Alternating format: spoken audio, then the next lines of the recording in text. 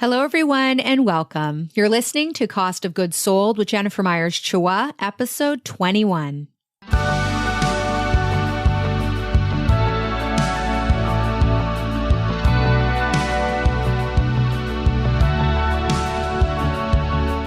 This is Cost of Goods Sold, a podcast about the environmental and social costs of the things we buy.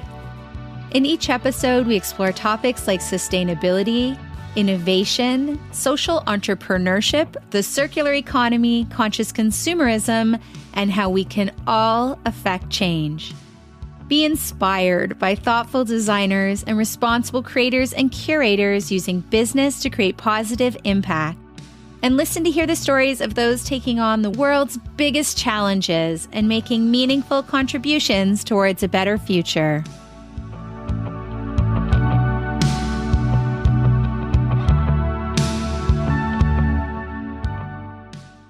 In today's episode, we chat with Lindsey Laurain from ezpz. We explore how Lindsey turned the toddler feeding space upside down with a tip-proof all-in-one placemat and plate that suctions to the surface. We learn how she's created a mission-driven company that leads with innovation and input from pediatric experts. How an onslaught of copies and counterfeits of her products almost derailed her focus. How defending her intellectual property almost killed her business. And how she's built a value-based business by focusing on the tiniest of bottom lines, meeting the developmental milestones of even the youngest of her customers.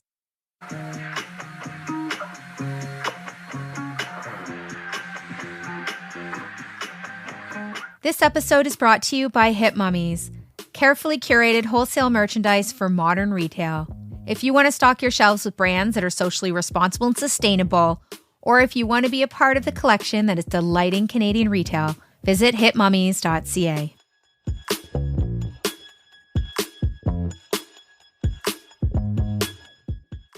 It took me over 20 episodes to make this one. And I think it's fair to say that this is the episode that you should listen to if you have a product-based business, particularly if you're in the impact business space or are mission-driven. But this is definitely the episode to share if you know anyone who is starting or building a brand. Because starting a business is exhilarating. It's coming up with the idea and the design and building a team, producing something, launching, even marketing. And this is what you'll learn about from any entrepreneur's story about building something. But not every founder is willing to tell you what you are really going to need to know. Back in episode 4, I spoke about my introduction to this world and what I had learned about the big businesses built on copying products designed by independent creators with small startups, the astonishing breadth of the counterfeit industry and the speed that it moves, and how online marketplaces and sellers are creating turmoil for small business and really just the realities of launching a product. In this digital world, everything can move at the speed of light, except maybe the patent office. And along with Lindsey, I also had a very, very, very uncomfortable introduction to the world of patent law, legal teams. We'll go into all of that in a bit. But what we also go into in this episode, these are the things that I guarantee you are not thinking about when you're starting a small business. We talk about how naive we both were. How hard it was to deal with the onslaught of counterfeits and seeing our kids used in the listings for the fakes. How Lindsey and I, if I'm being honest, found herself in a very dark and unproductive place trying to fight them off. We also learn how she spends her energy now and what she learned to focus on in order to go forward. And also in episode 4, I told the story of how I came to find Lindsey in ezpz, which is pretty remarkable. All the way back then in 2014, we partnered and have really gone on this journey, building 2 successful businesses in tandem this whole time. And if you haven't heard that episode, go back and listen if you want to hear more of this backstory, because we're not going to get into that here. But it took me until now, a year into this project, to figure out how to tell this story, what the most useful parts of Lindsey's story would be to someone developing products.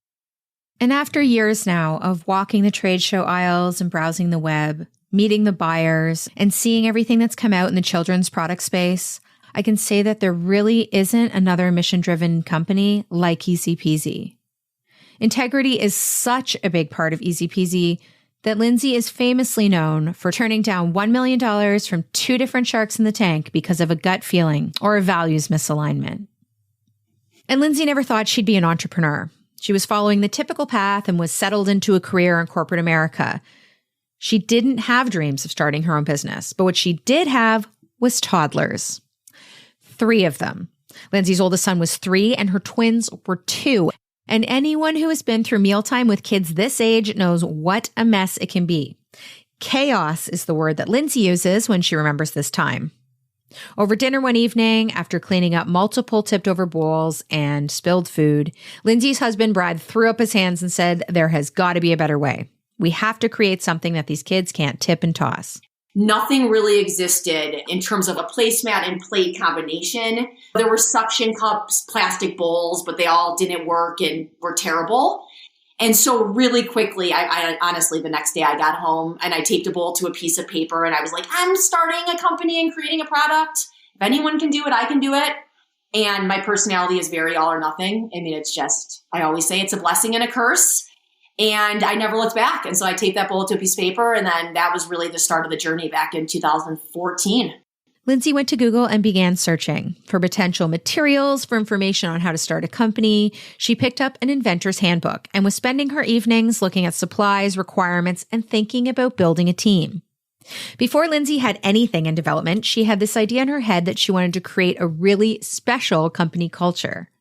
She wanted the team she would build to enjoy the work. She wanted them to form tight bonds, be close friends, as well as collaborators. And only 2 weeks after the mealtime mess that led Lindsey to thinking about creating a product, she reached out to her 2 best friends from middle school. Both were on maternity leave at the time, and both agreed to help Lindsey start this business. Neither returned to their full-time jobs. Lindsey hired a creative lead and a speech-language pathologist and feeding therapist. And now 7 years later, the team is still together, having all been there since the beginning. I realized that I wanted to work with people I loved. If you enjoy the people you work with, it really doesn't feel like work. It doesn't matter what you're doing, if it's work you love, if you don't like, if you love the people you work with and the energy, it doesn't matter what you're doing. And so at the very initial onset of ezpz, I was like, if I create a company, I want to have a great company culture and I want to work with my best friends. I asked Lindsey what qualities she thinks that she has that has led her to build such a successful company. She said that she's always been competitive and driven and determined and passionate and positive. All traits that lend well to entrepreneurship. But beyond that, she's honest, optimistic, a dreamer, a big thinker, and determined to use her life to create positive change. When I started, I was researching all of the materials available and just realized I fell in love with silicone really early on because it's high quality, it's built to last, so it doesn't fade or deteriorate. It's sustainable. You can literally pass it on to kids. And it's safe, it's inert, and so mold or fungus doesn't grow on it. And you can put it in high temperatures and cold temperatures, and it's flexible. I love silicone as a material. And so it was very important at the beginning to make products that were high quality and safe. But then I realized really early on that, unfortunately, not a lot of other companies do this. I mean, they don't pay attention to whether it's the material, there's so much plastic out there, or just the design, the actual design and aesthetic. People weren't paying as much attention to. I knew there had to be a better way, and it's been a mission really since we started of creating high quality, innovative products for kiddos. I assume a lot of this really developed after you met Miss Dawn. But do you remember, was it meeting Dawn that helped you become interested in developmental milestones and feeding, or what is the moment that stands out in your mind? So Dawn is a speech-language pathologist who has 25 plus years experience dealing with kiddos with all sorts of disabilities. So a kiddo with autism or Down syndrome or cerebral palsy. And so Dawn actually reached out to ezpz. We launched on Kickstarter. And at that time, we just had the Happy Mat. So we had created the Happy Mat. Our mission is making safe products, but also at that time, it's like less mess, more fun. I'm a mom of 3 boys. How can I simplify my life, make a product that the kids aren't going to toss and throw the bowl? I can take the mat to the sink It just is all about making life easier for mom and dad. So Dawn reaches out to us when we're on Kickstarter, and at that time had said, I've been doing this for 20 years. I duct tape bowls to the table right now. This mat is going to change so many people's lives.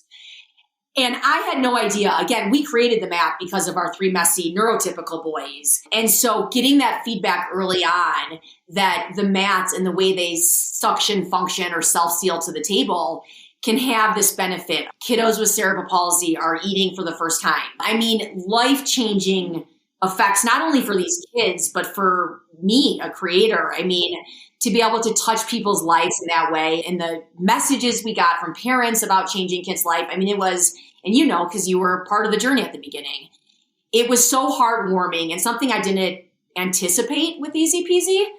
So at the beginning, again, that was more about making a difference in people's lives. How can we create a safer environment? And these kiddos that have never been independent eaters now are able to eat somewhat independently. That was huge. Then quickly realizing when you start your company, or when I started my company, or anyone starts a company, you start to learn about the industry and how products are created. And I realized very early on that people don't focus on the design aspects of products. So I assumed as a mom, if you go into a store or if you're shopping online, everyone has a speech language pathologist on their team that's developing products for kids in the feeding area. And I assumed, right, if you're going into a store, like everyone's thought about the size of the spoon head and how the cup size should be the perfect size for an infant. And I quickly realized that does not happen.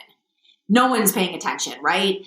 The spoons being sold at your big box store that you go, or your grocery store, if you look at a spoon head, it's huge and it's being marketed towards 6 months old.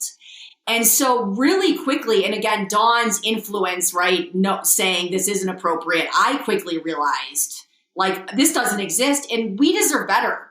Parents deserve better. Kiddos deserve better.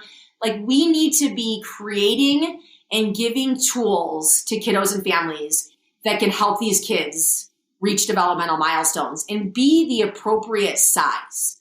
It's almost like you're setting people up for failure, right, when you're not paying attention to these designs. And no one is. Everyone just cares about making money, producing the cheapest thing, the most quantity you can sell, and how much can you make. And so Dawn was a huge driver in that, but then also being a mom and just realizing that this isn't part of the normal design process for companies. And again, there has to be a better way. So then switching our mission really from like less mess and let's make people's lives easier to how can we make better products that are developmentally appropriate and really tailored for specific age ranges. And so it's all about, I mean, it's our whole mission of our company now, creating these innovative products to reach very specific developmental milestones. I've had the unique opportunity of learning more about your process and watching you launch new products over years now. And I've learned to look at products in the store in a very different way because of your influence. Thank you. But could you tell me about the day that you realized that conventional feeding products may be less than ideal? Or why does the design of something like a spoon and that bowl size, why does that really matter? Going back to being a mom and my assumption before I started ezpz, that every product that is created is so thoughtfully designed and is tailored for what it's marketing for. And so for feeding specifically, there are so many developmental milestones from a feeding and speech standpoint. So I'm going to give you just a few. So from a feeding perspective, it's a developmental milestone that kids can learn how to drink from an open cup. So you can't see me, but I'm bringing my hand to my mouth like you would drink from an open cup. That's a developmental milestone. Learning how to scoop with a spoon is a developmental milestone for young kids. Learning how to pierce is a developmental milestone with a fork. Kids learn how to pierce. Picking up stuff is a developmental milestone. And so you have all these developmental milestones that kids should be making, right? It's just the natural progression as kids grow. And the tools that are available, they're not created to achieve those developmental milestones. So, right, you have a huge spoon head, you have a long spoon handle, and you give it to a kid. They can't scoop with that and dip with that and pierce with that. And so we realized just how important it is to create these tools so kids and adults, the adults can give the kids the tools to meet these milestones from a feeding and a speech standpoint. So another example is the sippy cup. With our boys, I was taught to go off the bottle and get your kid on a sippy cup. That's literally what the pediatrician told me, at year 12 months. You get off the bottle and you go into a sippy cup. After meeting Dawn, I quickly realized that's not the proper recommendation. And again, you're probably thinking, well, that's from a pediatrician. But these pediatricians, they're general health practitioners, right? They're not feeding experts. They're not swallowing experts. Their scope of knowledge is very general. So I think once you start meeting with speech language pathologists and other therapists, you realize that no, people hate sippy cups. Again, sippy cups were developed because of a convenience. I'm totally all for convenience, but it became the norm. You give a kid a sippy cup, they can walk around and drink it. Great, they're not spilling it. That's awesome. Then you realize this is not good from a speech standpoint. You're going from a bottle to a sippy cup. They're not using their mouth in different ways. There is an opportunity here for open mouth or open cup drinking, the tiny cup, right? And you're using just different parts of your mouth or the baby's mouth versus a sippy cup. And the parts of the mouth that are being used, drinking from an open cup, help with speech. And so you're working on different vowels and consonants, all this stuff that I had no idea. I never even thought about. I didn't. And so now it gets me so excited thinking about having a product for all of these developmental milestones. We've made the tiny line now for first feeders. So 4 to 6 months, we've got the tiny cup and the tiny spoon and the tiny bowl. Now then we have the mini line, which is advancing to 9 to 12 months olds. But now we're looking at products that are for pre-feeding. And so how can we, again, give the right tools to set up these kids for success? And I think the last time that I had a sippy cup in this house, it's been a couple of years now.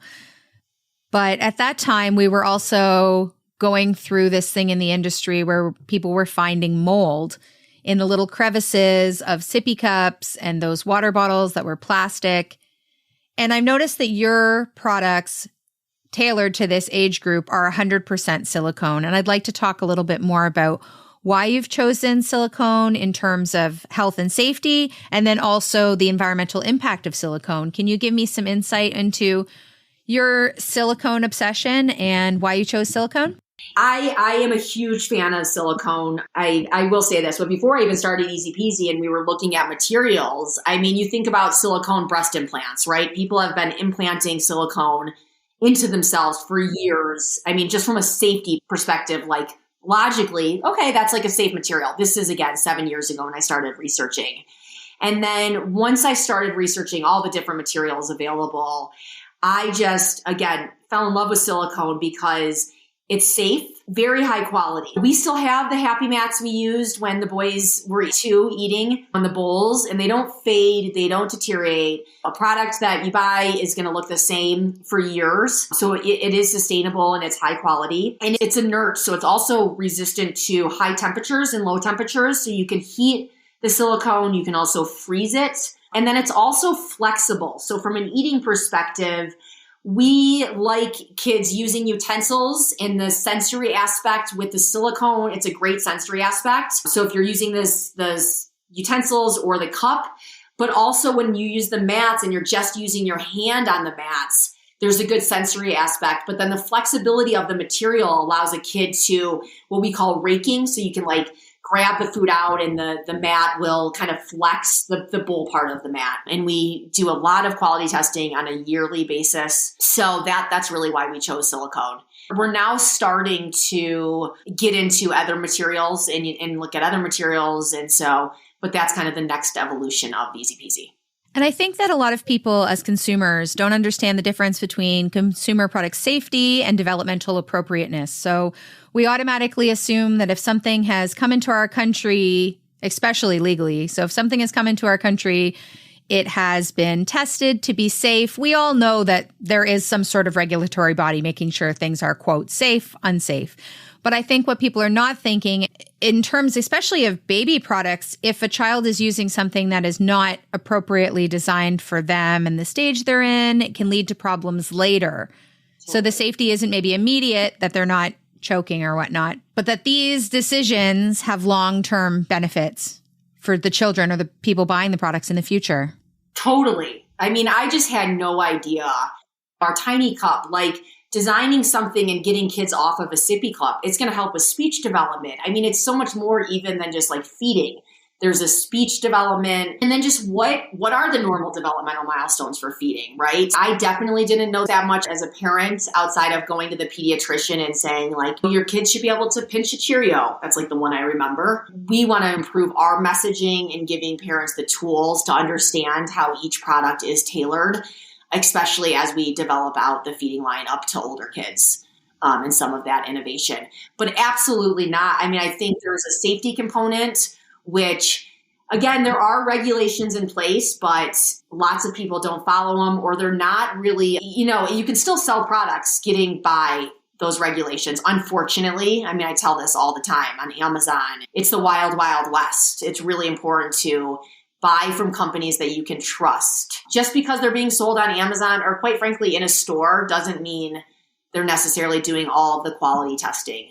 And so we spend a great deal of not only money, but resources on quality and compliance testing from a product safety standpoint. And also our manufacturer goes through quality audits as well. And then, the design process absolutely is super important. So when you began to look at conventional children's products, was there anything else that surprised you about the industry as a whole? So when we started 7 years ago, there wasn't a lot of just stylish baby goods. So everything was more primary colors, reds, bright reds, yellow, blues, no gray, not a lot of pastels, not a lot of like beautiful design.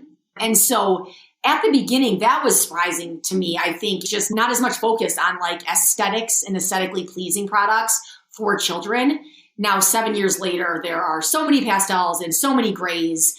But at the time, there was just like lack of innovation and design aesthetics at that time.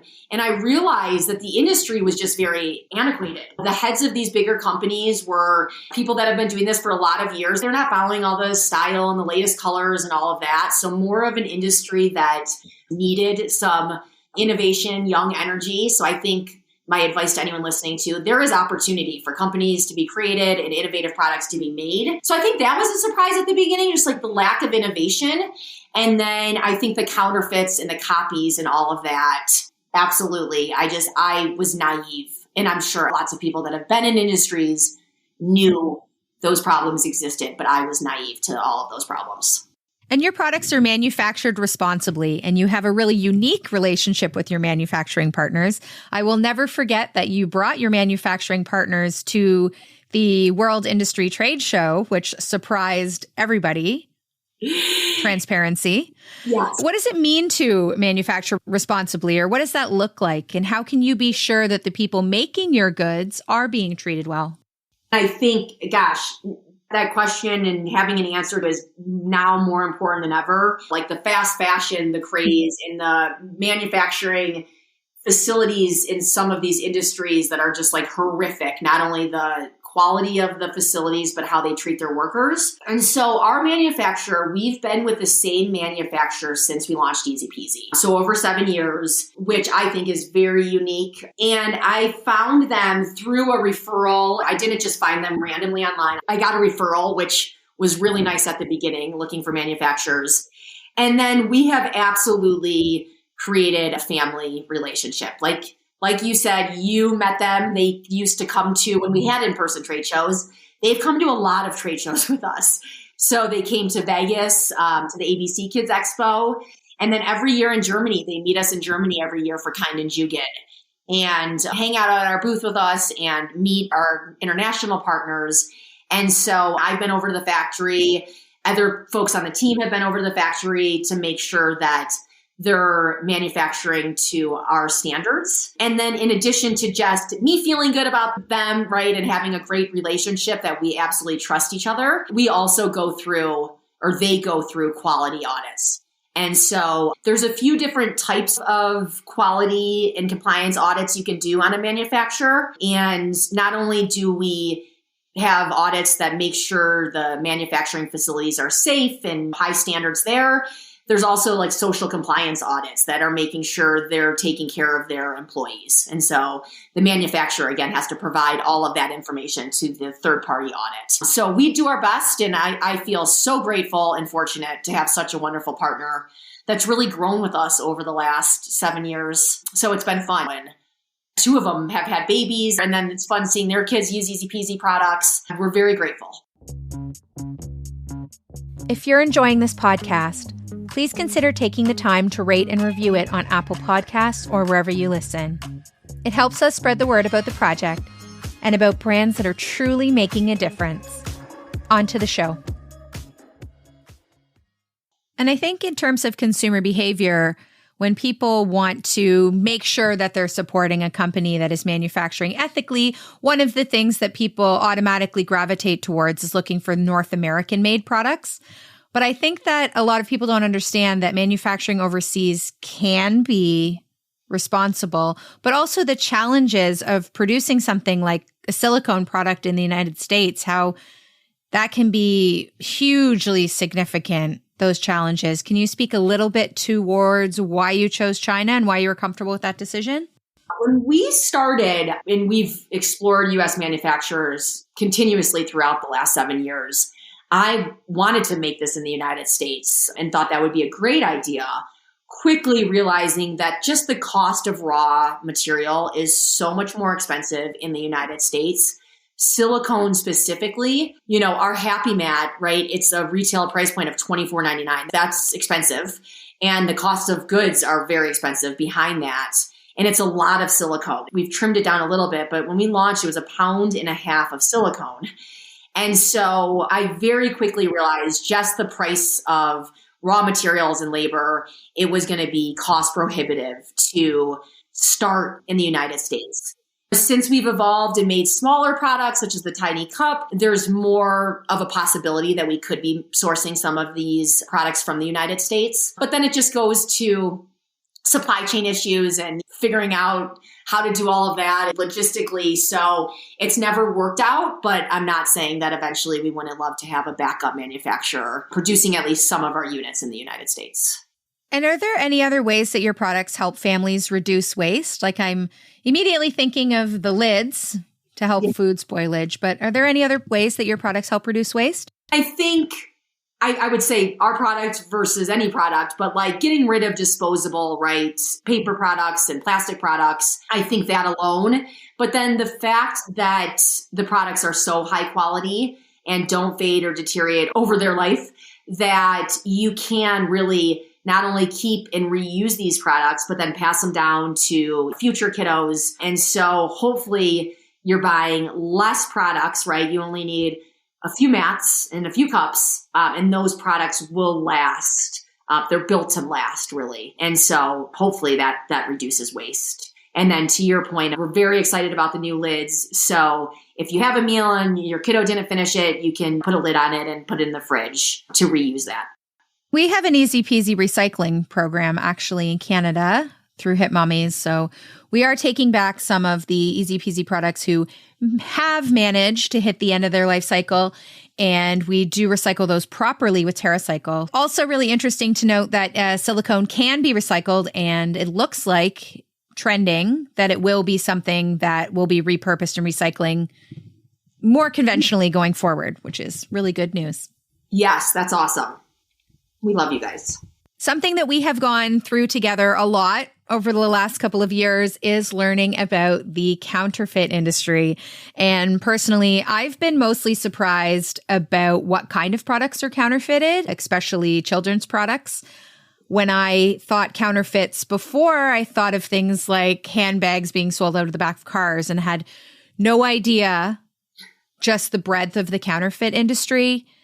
If I'm a regular customer and I'm a consumer in a store and I'm looking for something for my child and I see 2 things that look the same, but one might be more affordable in one case, why do I need to be concerned about counterfeit children's products? What's the issue with counterfeits? Man, to your point, I had no idea kind of the counterfeit and copy worlds that existed. I absolutely thought that you see the handbags and those types of products. And when we started ezpz, I'll never forget, people saying like, oh, people are going to copy this.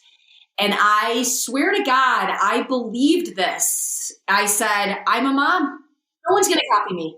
I'm a mom. Like, I don't know why I thought being a mom gave me superpowers, but I was just so naive that people would copy, and that I quickly learned. I mean, we had copies so quick with ezpz. There's a lot of copies and counterfeits. With ezpz in our mats, because the technology was so novel and new, it was out of control, the copies and counterfeits. Back in 2015 and 16, it was so overwhelming and terrible. I hated that time because almost every day, I mean, it was it was just every day, every week, images of people sending mats, whether it's on Alibaba or Amazon. And not only terrible to see your product being copied, but our kids being used in the photos was the worst part for me at the beginning. And it was worse actually for me seeing other kids being used. So, right, it sucked when Chase and Drew and Brody were on everything at the beginning.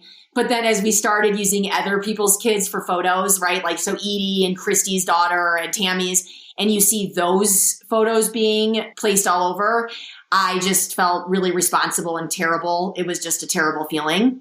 There was a very emotional component of that. It was just really emotionally wearing on me. It was very negative, and trying to deal with that and find a legal team and lawyers and a team to be able to manage this was a huge part of our business back in really 2016 and 2017. I kind of had to take away my focus from innovation and growing the company to how do we protect this company, right? I mean, how do we protect what we've built and make sure consumers are aware of what's going on?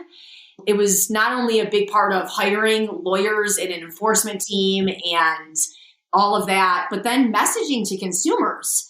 So to go back to the consumer piece, I mean, I just had no idea that counterfeits and copies were all over Amazon. And so we don't message as much about it, but at that time, I mean, it was a big part of our messaging, how to buy safe products, pay attention to where you're buying from. I would say now I'm a very educated consumer because of what I do. But I still have a lot of trouble identifying copies and counterfeits when I'm shopping for Amazon. I'm not a big online shopper. So, my advice to anyone, whether you're buying a kid's product or any product for that matter, is to just pay attention. It's very easy to tell once you start looking for kind of clues of fake products. But there's some really good copyists that we've gotten packages that look just like ours. And unless there's like 2 words that are misspelled, we would have never known, right? I mean, it's kind of crazy. It has been part of the learning process. And now I'm much more equipped from an emotional standpoint to handle it and from a legal standpoint. And we filed a lot of intellectual property. So again, that was a pretty long answer. And I think when I went through this with you, I was completely shocked to understand the counterfeit industry. Like, I really thought people were just copying products to make a quick buck. I didn't realize how large it is, like $300 billion a year or whatnot. I didn't realize what products, even sunscreens and toothpastes, are being counterfeited. And I didn't realize that counterfeiting, the industry, is funding things like organized crime and that they're using child labor and that the materials may not be sufficient. They've definitely not done safety testing because, as you've mentioned, safety testing is super expensive. And I didn't realize that these things could actually be dangerous. In my mind, I'm just thinking, oh, this handbag will end up falling apart. Maybe the quality isn't as nice. I didn't realize that there's potentially toxic chemicals on these products. There is concerns for our health and safety if we purchase these. And I think that for me was incredibly surprising. Absolutely. I think, going back to safety should be any company's priority, but they are making not safe products. And so when we were going through all of this, I started buying products and I was trying to get them quality tested to find out.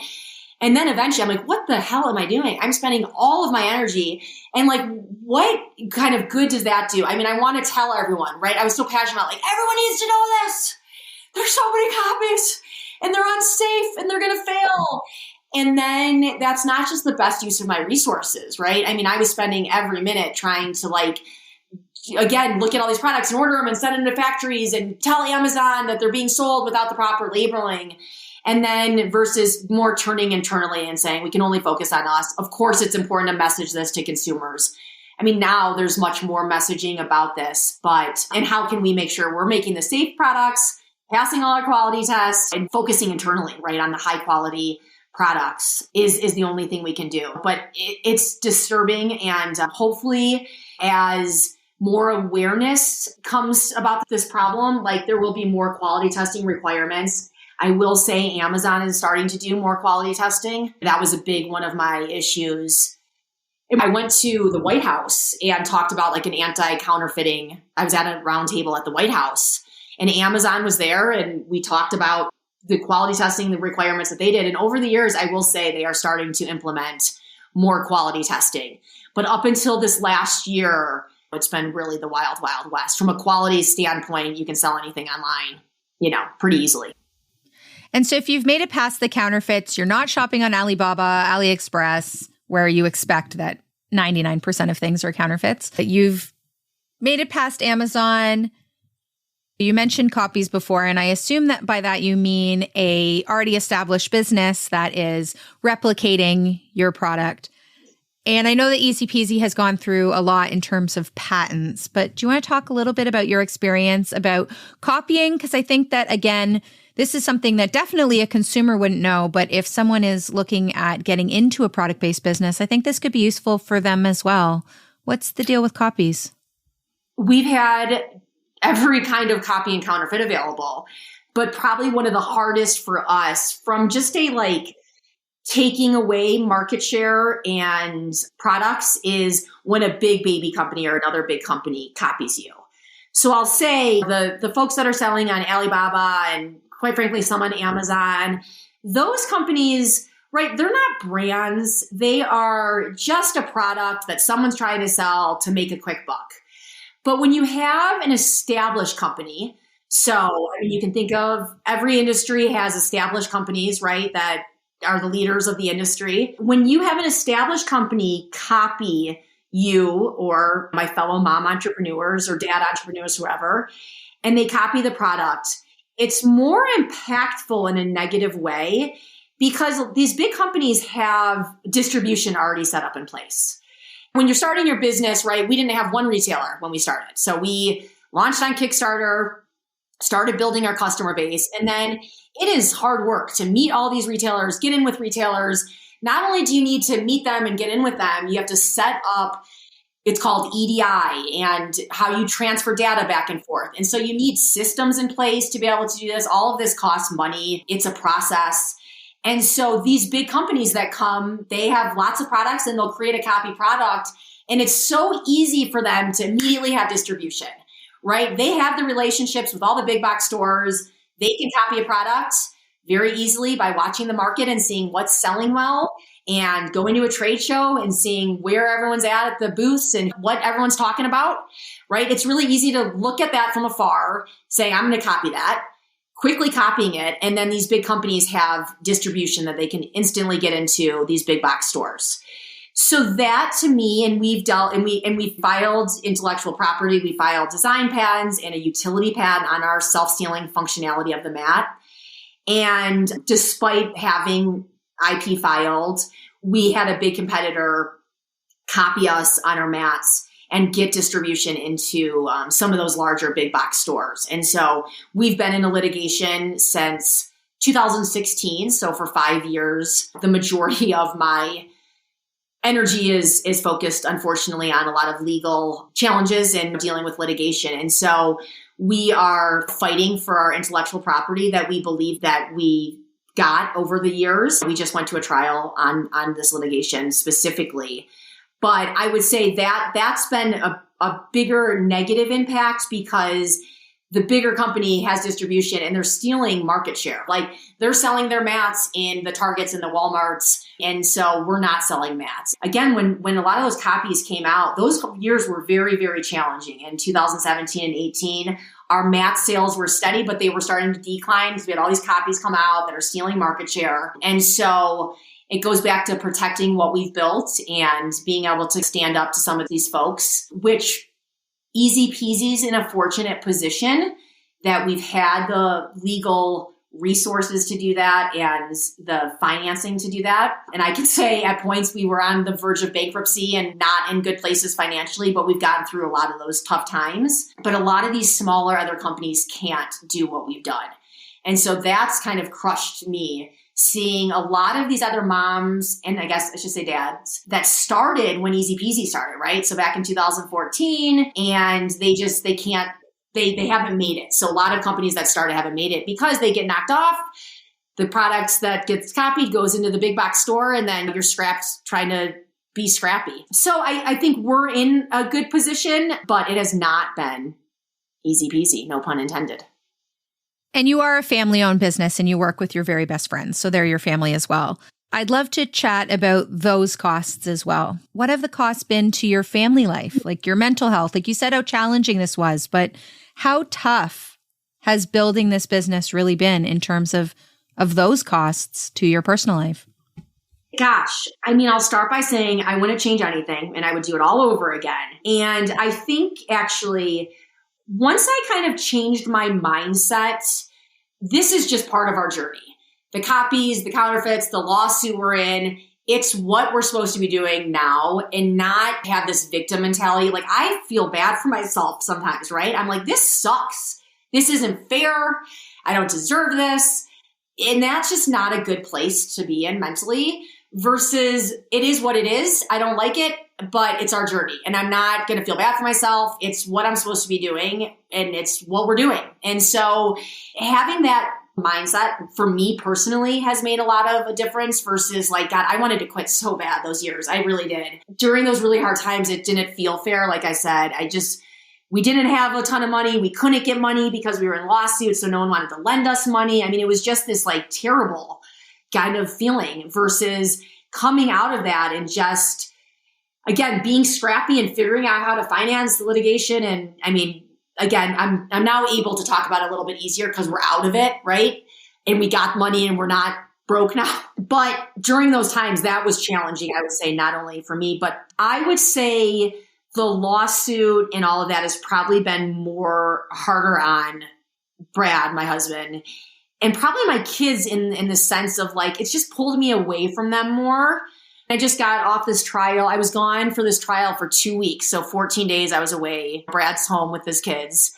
And that's a lot to ask of a family. And then my kids just having to see me deal with legal stuff and copies is hard. I'll say again, the silver lining with that is these kids know how it feels to be copied and have a bully come after you, that I am grateful for the life lessons they're learning through all of this.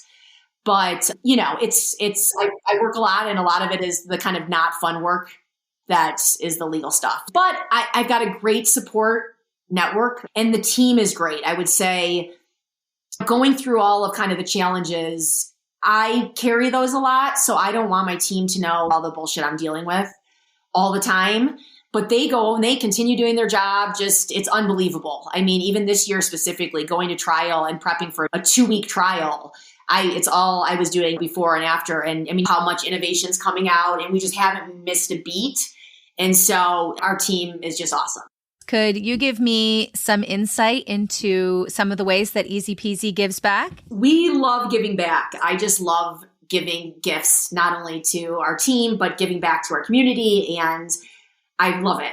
So when we started ezpz, and I mentioned this again, a big focus at the beginning was like, how can we get these mats in as many kiddos' hands that really, really need them? So kiddos with cerebral palsy or Down syndrome, all of these, kiddos with disabilities, how can we get mats in their hands to make their life better? And so at the beginning, a lot of our giving back was to the special needs community through different organizations and get mats into people's hands. We had done the Changing the Face of Beauty campaign, which was a huge part of it at the beginning, which was awesome, using kiddos with disabilities in our advertising. And then over the years, we've just really maintained that. And so we still pick different charities. If anyone's listening and you have a charity that could use mats or you think there's a good cause, we absolutely love donating product. And so we highlight all of the charities and organizations that we donate to. It's recently kiddos with cleft palates and just all different kinds of stuff. So it's a big part of our heart of the community of just kind of giving back and making sure we're doing our part. I have admired so much all of these choices that you have made over the last couple of years. And I've watched you change your approach several times. And in terms of giving back and sustainable materials and making better choices with your packaging, I know it's been really difficult to go head to head really with these larger established brands that have tried to capitalize on your innovations, let's say. I know that's been really challenging. But also in terms of what I've seen with consumer behavior over that period of time, I can only think that they cannot compete with you because you've made those choices that are resonating with customers. So I was wondering if you could talk about the modern parent and why is ezpz such a phenomenon? How are you resonating with your consumers? I think the consumer today is much more aware.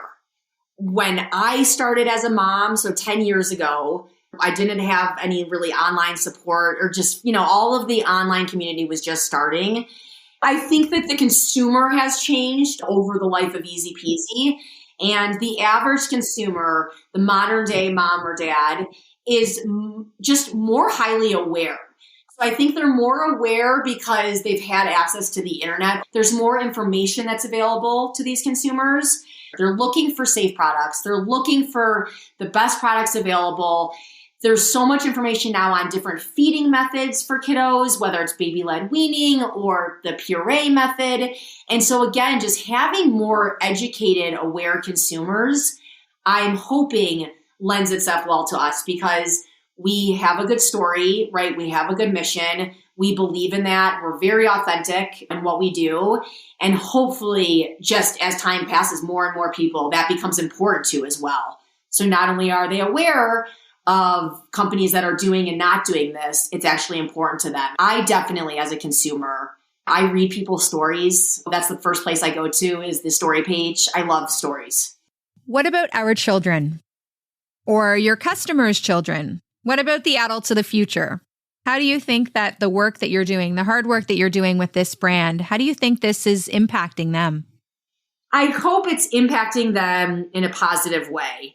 A big part, I think, of what drives us at ezpz is doing what's right.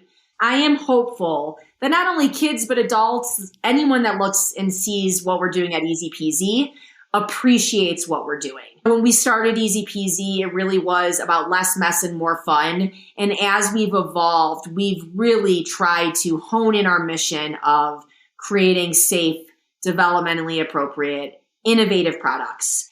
And because money isn't our driver at ezpz, we're driven by doing what's right, making high quality, thoughtfully designed products. I can only hope that people recognize that and continue to support us. Again, like I said, when I started 7 years ago, I just quickly realized that for so many people, it's about just making money and producing. And that's just not what we're about at ezpz. We're about making thoughtfully designed, high quality products. And so I really, really hope that continues to be important to families. And our kids can see that. It's life is much more. It's about making great products and creating a company culture that is awesome. We all love what we do every day. The days aren't easy and some of the work is terrible, but if you enjoy the people you work with, you can be doing the worst work and it still is enjoyable. We're almost done making sure we have a feeding product for pre-feeding all the way up to school-age kids, which is including my kids who are now at 9 and 11. So I think by the end of 2022, we'll have all of that built out.